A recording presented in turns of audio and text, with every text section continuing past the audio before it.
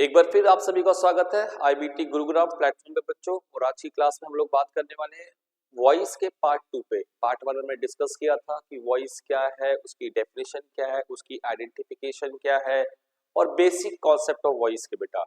तो और इस पार्ट में हम लोग बात करने वाले हैं कि एक्टिव से पैसिव में चेंज करते समय क्या हमें चेंज करना पड़ता है, उसके रूल्स क्या है और उसके पीछे लॉजिक्स क्या है। ठीक है भाई, चलो। जैसे हमने कहा कि हमारे पास मान लीजिए एक सेंटेंस है, मैंने एक सेंटेंस लिखा है यहाँ पे आई, एक मिनट बॉस, हमने एक सेंटेंस लिखा है यहाँ पे, हमने लिखा एक सेंटेंस आई राइट पैराग्राफ, ये है। बेसिकली हमें पता है बच्चों वॉइस के अंदर क्या होता है कि we change here the sentence structures but its meaning remains constant. हम सेंटेंस के स्ट्रक्चर को चेंज करते हैं लेकिन जो उसकी मीनिंग होती है वो कांस्टेंट रहती है, मीनिंग चेंज नहीं कर सकते। और मीनिंग में ध्यान रखना बच्चों, मीनिंग कहने का मतलब टेंस को भी चेंज नहीं करना। टेंस चेंज करते ही बेटा सेंटेंस गलत हो जाएगा हमारा। ठीक है बच्चों, तो ये स्टेटमेंट लिखा हुआ है हमारे पास, हम जानते हैं सभी कि इसमें बेटा ये जो लिखा है हमारे पास, ये सब्जेक्ट है, ये इसका वर्ब है और ये इसका बच्चों ऑब्जेक्ट है। बेसिकली क्या होगा, ये जो ऑब्जेक्ट है ये सब्जेक्ट की पोजीशन पे आएगा, ये यहाँ आएगा और ये यहाँ पे कुछ चेंजेस होगा, हाँ या ना। जो बेसिक चेंज है बेटा बता दो आपको कि ऑब्जेक्ट सब्जेक्ट बनेगा, ठीक है, सब्जेक्ट ऑब्जेक्ट बनेगा, ठीक। और यहाँ पे चेंजेस होने वाली हमारे पास एक, हमने लास्ट क्लास में बच्चों डिस्कस किया था कि जो सब्जेक्ट हमने कहा एक्टिव वॉइस में बेटा वो डूअर है। क्या है बच्चों, ये हमारे पास, ये हमारे पास लिखा हुआ बच्चों डूअर होता है और ये जो लिखा हुआ बच्चों हमारे पास ये रिसीवर होता है एक्टिव के हिसाब से।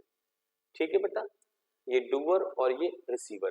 और जब इसको हम बच्चों पैसिव वॉइस बनाएंगे, पैसिव वॉइस बनाएंगे तो रिसीवर क्या होता है बच्चों पहले आ जाता है, रिसीवर बच्चों पहले आ जाता है और बेटा डूअर जो होता है हमारा वो बाद में आता है, ठीक।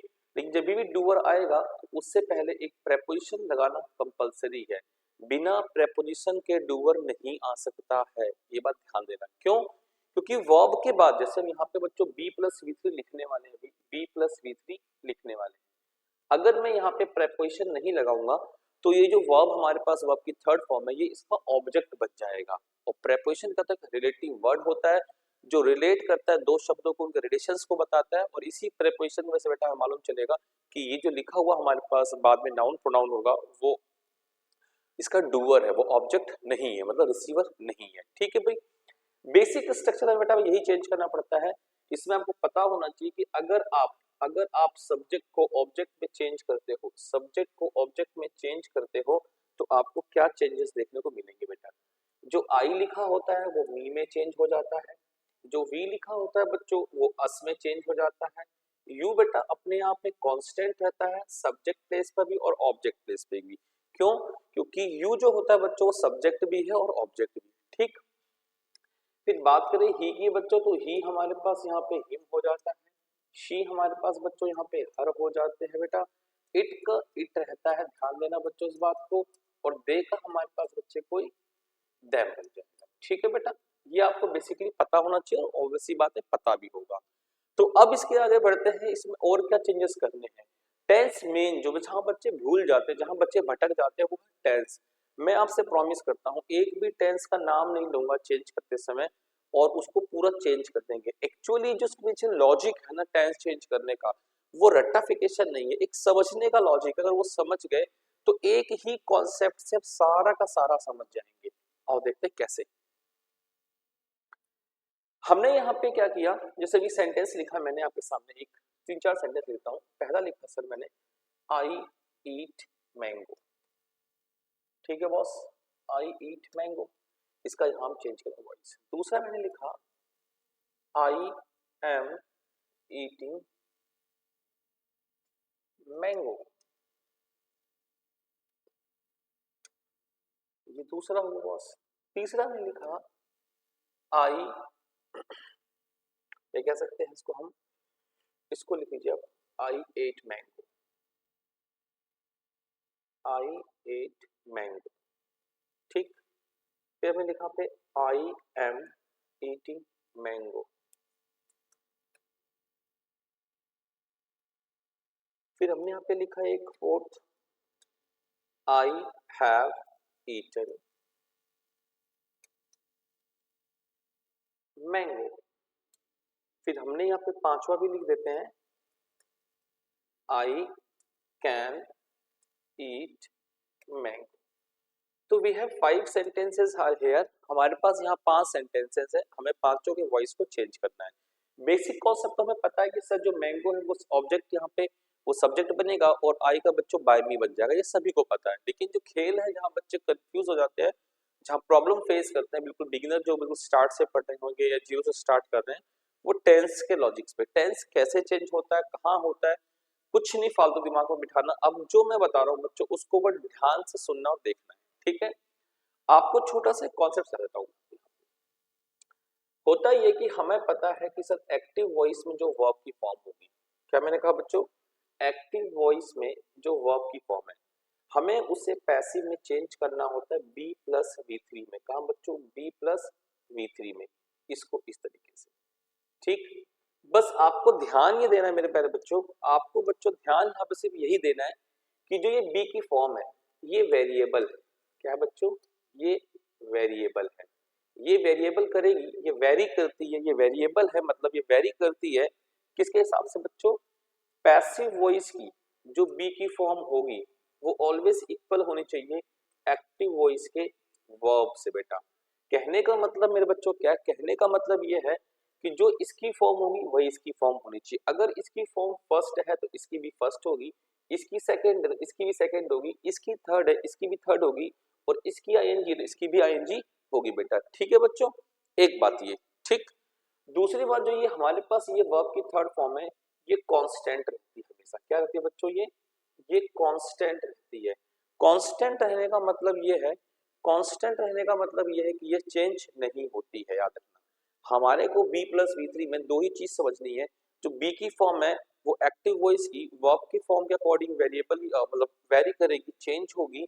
ऑन द अदर हैंड जो हमारे पास वर्ब की थर्ड फॉर्म है वो हर सिचुएशन में कांस्टेंट रहने वाली है। गेटिंग माय पॉइंट बेटा, यहाँ तक कोई दिक्कत तो नहीं, वेरी गुड। आ जाओ अब इसी बात को थोड़ा हम अगर स्टेप बाय स्टेप समझे तो मैं ये समझ में आएगा कि अगर एक्टिव वॉइस में कहीं वर्ब की फर्स्ट फॉर्म होगी तो पैसिव वॉइस में क्या होगा हमारे को बच्चों, बी की भी फर्स्ट फॉर्म चाहिए और वर्ब की थर्ड तो चाहिए ही चाहिए। हाँ या ना मेरे बच्चों, ठीक। अब ध्यान देना यहाँ पे, अगर ये हम बी की फर्स्ट फॉर्म देखें तो बच्चों बी की फर्स्ट फॉर्म क्या होती है, इज एम आर होती है, इज एम आर होती है और प्लस वर्ब की थर्ड फॉर्म होती है, ठीक। इसी तरीके से बच्चों अगर हमारे पास अब की सिचुएशन ये है कि एक्टिव वॉइस में कहीं भी वर्ब की सेकंड फॉर्म, क्या बच्चों, एक्टिव वॉइस बेटा क्या हमारे पास वर्ब की सेकंड फॉर्म है, तो पैसिव में क्या करेंगे बच्चों, हम भी बच्चों बी की सेकंड फॉर्म लगाएंगे और वर्ब की थर्ड फॉर्म रहने देंगे, ठीक बच्चों। लेकिन अब हमें पता है सर बी की जो सेकंड फॉर्म होती है वो वॉज और वर होती है, तो उसके साथ में मिलेगा वॉज और वर्ब के साथ वर्ब की थर्ड फॉर्म, ठीक। सेम इसी तरीके से मेरे प्यारे बच्चों अगर एक्टिव वॉइस में कहीं भी वर्ब की पहले से ही थर्ड फॉर्म हो तो पैसिव में क्या करेंगे मेरे प्यारे बच्चों, बी की थर्ड फॉर्म लगाएंगे और मेन वर्ब की थर्ड रहेगी। और हमें पता है बच्चों बी की थर्ड फॉर्म क्या होती है, हमने टेंस में पढ़ा है, थर्ड फॉर्म बी की होती है बीन, बीन प्लस वर्ब की थर्ड फॉर्म। सेम इसी तरीके से बच्चों एक्टिव वॉइस में अगर हमारे पास कहीं भी वर्ब की फर्स्ट फॉर्म प्लस आईएनजी होगी तो पैसिव में क्या होगा बच्चों, हमारे पास बी की फर्स्ट फॉर्म प्लस आईएनजी रहेगी और वर्ब की थर्ड फॉर्म रहेगी। अब बी की बच्चों आईएनजी फॉर्म क्या होती है हमारे पास, बीइंग होती है, बीइंग प्लस वर्ब की थर्ड। तो बेसिकली हमारे पास जो यहाँ कॉन्सेप्ट तैयार हुआ वो एक ही चीज से सारी बात जनरेट हुई है कि एक्टिव वॉइस की मेन वर्ब को देखना है, उसी के अकॉर्डिंग हमारा बी की फॉर्म जो पैसिव वॉइस की बेटा वो वेरिएबल करेगी या वेरी करेगी, चेंज होगी। और वहीं पे जो हमारे पास वर्ब की थर्ड फॉर्म बेटा पैसिव वॉइस वो हमेशा कांस्टेंट रहेगी, एक्टिव में कोई भी फॉर्म हो, फर्स्ट हो सेकंड हो थर्ड हो, वर्ब की थर्ड फॉर्म रहनी है हमेशा पैसिव वॉइस में, ठीक है बच्चों। अगर ये बात आपको समझ में आ गई है तो देखते हैं यहाँ पे इस एग्जाम्पल को। बेटा हमने जो लिखा हुआ सेंटेंस है ये मैंगो हमारे पास यहाँ बच्चों रिसीवर है, तो ये मैंगो हमारे सेंटेंस के स्टार्ट में आ गया, ये हो गया मैंगो, और यहाँ हो गया बच्चों बाय मी हो गया, हाँ या ना, ठीक है मेरे प्यारे बच्चों, यहाँ तक तो कोई दिक्कत ही नहीं किसी को, आगे बढ़े। अब जो ये ईट लिखा है हमने, ये दरअसल में वर्ब की फर्स्ट फॉर्म है। क्या बच्चों, ये ईट हमारे पास जो लिखा है बच्चों वर्ब की फर्स्ट फॉर्म है। अगर ये वर्ब की फर्स्ट फॉर्म है प्यारे बच्चों, तो हम क्या करेंगे, बी की भी फर्स्ट फॉर्म निकालेंगे। और बी की बच्चों प्यारे बच्चों फर्स्ट फॉर्म क्या होती है, इज एम आर होती है। और मैंगो के अकॉर्डिंग क्या है हमारे पास, इज। और इसकी थर्ड तो हमेशा कांस्टेंट बननी है पैसिव वॉइस में। तो बच्चों बन गया हमारा ये आंसर। ठीक है जी। सेम इसी तरीके से बच्चों हमें क्या करना है इस क्वेश्चन में भी, ये हमने लिखा सर मैंगो और ये लिखा हमने बच्चों बाय मी। ठीक, हमने देखा सर ये एट अपने आप में वर्ब की सेकंड फॉर्म है, तो बी की सेकंड फॉर्म वाज वर्ब होती है, तो मैंगो के लिए वाज आ गया, कोई दिक्कत वाली बात ही नहीं है अब तक बच्चों। अब ईट की थर्ड फॉर्म क्या होती है हमारे पास, ईटन।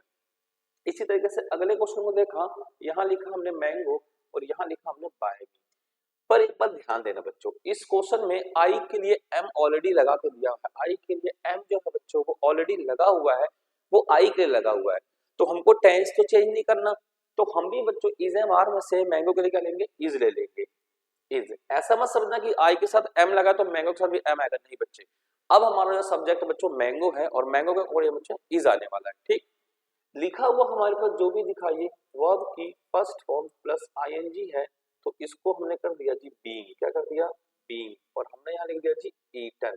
क्या लिख दिया बच्चों, ईटन। बन गया हमारा ये भी कॉन्सेप्ट। फोर्थ क्वेश्चन देखा हमने इसी तरीके से, ये लिखा हुआ हमारे पास लिखा मैंगो और यहाँ हमने लिखा बच्चों बाय मी। क्या लिखा, बाय मी। आई के लिए हैव लगा, we can't change tense here because हम वॉइस में टेंस चेंज नहीं करते हैं बेटा। जो टेंस में एक्टिव है उसी टेंस में जो हमारा पैसिव रहने वाला होता है। ठीक, तो यहाँ पे बेटा मैंगो के लिए आएगा हैज, और ये लिखा हमारे पास वर्ब की थर्ड फॉर्म, तो बी की थर्ड फॉर्म हुई बीन, और इसकी तो बेटा थर्ड फॉर्म रहती ही रहती है। But in the last and fifth question बच्चों we find something different here, because above four questions we have found what ये tense based है, but जो आखिरी क्वेश्चन है बच्चों it is based on modals and as we know that कि कोई भी मॉडल वर्ब हमेशा अपने वक्त it takes verb first form। तो हमें पता चला इसमें बेटा हमने यहाँ पे लिखा मैंगो को, क्या लिखा बच्चों, मैंगो को लिखा, और यहाँ लिखा बाय मी। हमने जैसी जगह सर कैन लिखा है तो हमने भी कैन लगा दिया, लेकिन बेटा यहाँ पे क्या हो सिचुएशन है कि कैन हो या कोई और मॉडल वर्ब हो, it always takes verb first form, तो इसको हम चेंज नहीं कर सकते हैं। But as we know that कि किसी भी पैसिव वॉइस के सेंटेंस के बच्चों फॉर्मेशन के लिए we required what B plus B three, तो that's why we will use here basic form of B. यहाँ पे बेसिक फॉर्म यूज करेंगे, कोई टेंस नहीं था गिवन, तो हमने भी बेसिक फॉर्म यूज कर लिया, बी की खुद ही बी यूज कर ली और इसकी थर्ड फॉर्म बना देंगे बेटे। ठीक, तो इस तरीके से माय डियर लर्नर्स टेंस की पूरी मतलब वॉइस की पूरी फॉर्मेशन हुई है, जिसको आप रटते हैं, भूल जाते हैं। आई थिंक ये इसको आप वीडियो को एक दो बार देखना, समझना। यहाँ पे जो सारा खेल है वो बस ये समझने पे लगाना बच्चों, जिसको ये समझ में आ गया वो सब समझ जाएगा बॉस यहाँ पे क्या चल रहा है। ठीक, कोई दिक्कत तो नहीं भाई भाई। चलो अब चलते हैं इसके दूसरे कॉन्सेप्ट पे। ये तो था एक बात। अब कई बच्चे ऐसे होते हैं जो बहुत ऑर्थोडॉक्सी मैनर में पढ़ते हैं, उनको लगता है कि जी हर बार पैसिव वॉइस में जब भी एक्टिव से पैसिव बनाएंगे तो हमारा डूअर जो पैसिव में जाके बाय लेगा। ऐसा नहीं बेटा, बाय बाय नहीं हमेशा यूज होता है यहाँ पे। उसके पीछे लॉजिक क्या है, रीजन क्या, समझाता हूँ मैं आपको। देखो एग्जाम्पल से, मैंने यहाँ पे एक एग्जाम्पल लिखा आपके लिए। मैंने एग्जाम्पल लिखा शी कट्स एन एप्पल। एक दूसरा लिखा बच्चों a knife cuts an apple। तीसरा लिखा मैंने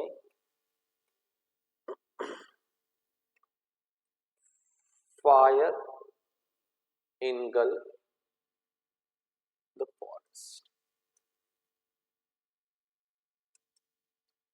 चौथा लिखा मैंने this box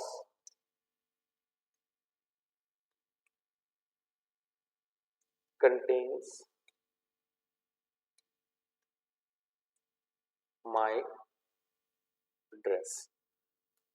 चार लिख दिया बेटा एग्जाम्पल, है ना। पांचवा लिख देता हूं मैं, she laughed, not laughed।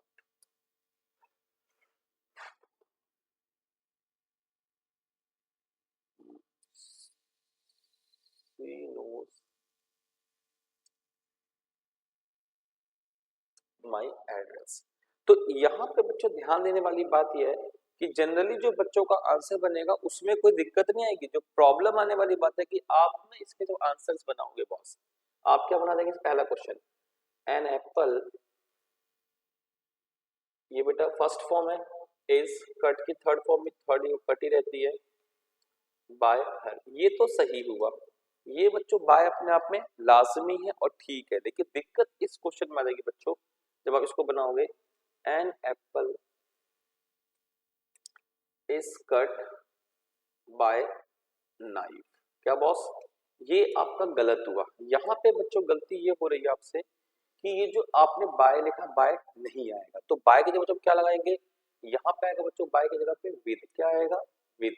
ध्यान देना, बाय का यूज कब तब करते हैं जो हमारा डूअर है वो कोई लिविंग हो या पर्सन हो। क्या हो बच्चों? लिविंग हो या पर्सन हो। विद का हम यूज कब करते हैं? जब हमारा जो डूअर हो कोई टूल हो या इंस्ट्रूमेंट हो। क्या हो बच्चों? टूल हो या इंस्ट्रूमेंट हो। ठीक है बेटा, यहाँ पे बच्चों हम इनका यूज तब करते हैं जब किसी चीज में हमारा जो सेंस वहां पे मर्जिंग का सेंस हो, कुछ मर्ज हो, कुछ कंटेन हो, कुछ इंक्लूड हो या एनक्लोज्ड हो बच्चे। ठीक है, और टू का यूज हम कब करते हैं बच्चों? जब किसी रिलेशंस को बताना हो या कुछ स्पेसिफिक वर्ब जैसे नो है, मैरी है और ईटीसी। अदर के लिए बच्चों हम एट लगाते हैं। अदर के लिए हम क्या लगाते हैं? अदर के लिए बच्चों हम एट लगा देते हैं। ठीक, तो ये बेसिक्स भी आपको पता होना चाहिए। ऐसा नहीं कि आप कोई ऑर्थोडॉक्सी माइंड सेटअप से अटेम्प्ट कर रहे हैं कि हर बार हमें बाय लगाना है। तो इस क्वेश्चन में भी क्या होगा देखो बच्चों, हमारे पास answer, the forest was engulfed in the fire. In the fire, इसका क्या बनेगा हमारे पास? My dress is contained in this box. She knows my address. बच्चों ये बहुत पेपर में बहुत पूछता है बच्चों, my address is known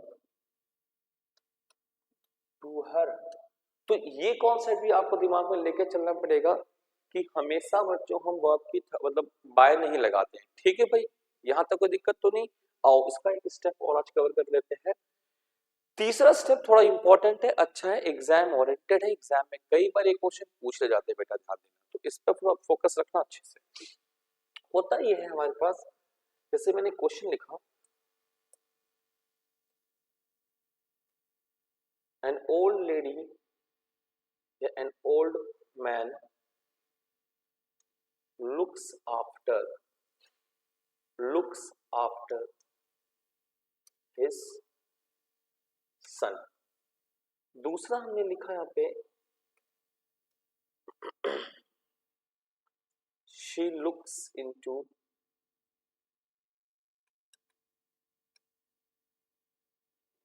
this matter। तीसरा हमने यहाँ पे लिखा I will stand by you।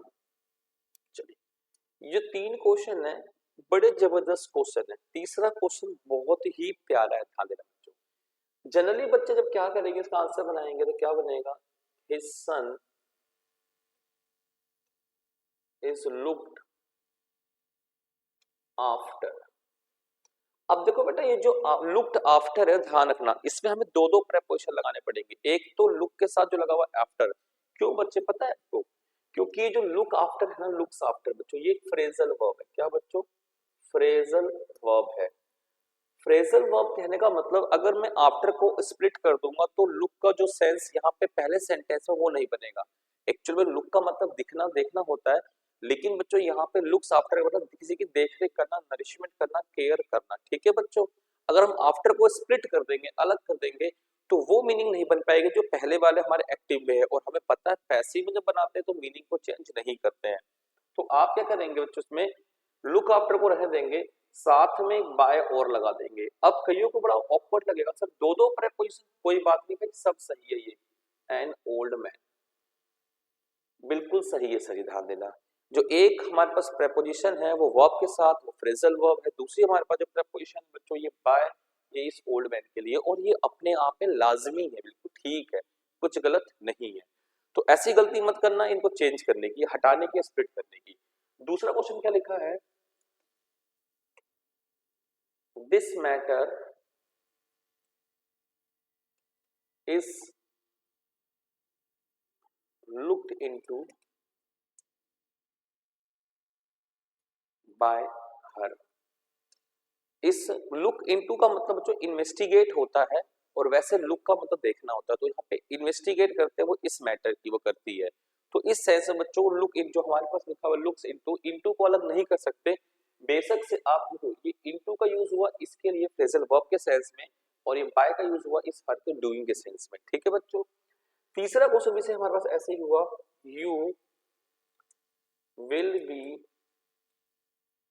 Stood by me. अब बच्चों को बहुत अजीब लग रहा होगा ये देख के, बच्चों एक बाय जो है वो स्टूड के लिए है, और एक बाय बच्चों मी के लिए है। अपने आप में 101% ये क्वेश्चन सही है, लेकिन अभी भी इसके अंदर एक बहुत जबरदस्त एरर है। वो पता है क्या, देखो बेटा, हमारे इस क्वेश्चन में क्या है बच्चों, आई के साथ जो विल लगा रखा है, ध्यान देना बच्चों, हमें पता होगा कि हम शैल का यूज जो करते हैं, शैल का यूज करते हैं, शैल का हमने पढ़ा हुआ यूज आई और वी के साथ होता है, बाकी विल का यूज अदर के साथ होता है, हाँ या ना। तो इसमें बच्चों हमारे पास जो होती है लेस पॉसिबिलिटी होती है, क्या होती है बच्चों, पॉसिबिलिटी काफी लेस होती है। लेकिन अगर हम इसी सिचुएशन को चेंज कर दें, शैल का यूज अदर के लिए कर ले, अदर्स के लिए कर ले, और विल का यूज कर ले बच्चों हम किसके लिए, आई और वी के लिए कर लें, तो ये हो जाएगा हमारे पास स्ट्रॉन्ग पॉसिबिलिटी। क्या हो जाएगी बच्चों, स्ट्रॉन्ग पॉसिबिलिटी हो जाएगी। और हमारे क्वेश्चन में ध्यान से देखो, हमारे इस क्वेश्चन बच्चों क्या पूछा गया है, हमारे इस क्वेश्चन बच्चों जो लिखा हुआ है विल है, यहाँ पे मालूम चल रहा है कि सर ये एक स्ट्रॉन्ग पॉसिबिलिटी है। अगर स्ट्रॉन्ग पॉसिबिलिटी बच्चों हमारे क्वेश्चन में है, तो हम भी यहाँ पे स्ट्रॉन्ग पॉसिबिलिटी हमारे क्वेश्चन में है, तो बच्चों हम भी स्ट्रॉन्ग पॉसिबिलिटी यूज करेंगे। तो स्ट्रॉन्ग पॉसिबिलिटी बेटा क्या होगा हमारे पास, शैल, क्या होगा बच्चों ये। और ये क्वेश्चन सीजीएल मेंस में पूछा गया था। तो आज की क्लास हमने कवर किया, इसके बेटे रूल्स कवर किए, फिर किस जगह पे बाय नहीं लगता, ऑर्थोडॉक्सी नहीं होना है, और तीसरा हमने कवर किया बच्चों फ्रेजल वर्ब की सिचुएशन में क्या करना पड़ता है। फिर मिलेंगे आपसे इस वीडियो को पार्ट 3 लेके। अगर वीडियो आपको अच्छी लगी हो तो लाइक करना ना भूलें, कुछ डाउट हो कमेंट करें, चैनल पे पहली बार आए सब्सक्राइब करना ना भूलें सर, और नोटिफिकेशन जो बेल आइकन है उसको आप जरूर प्रेस करें ताकि आप तक पहुंचे कोई भी इंफॉर्मेशन सबसे पहले। थैंक यू वेरी मच, जय हिंद, जय भारत।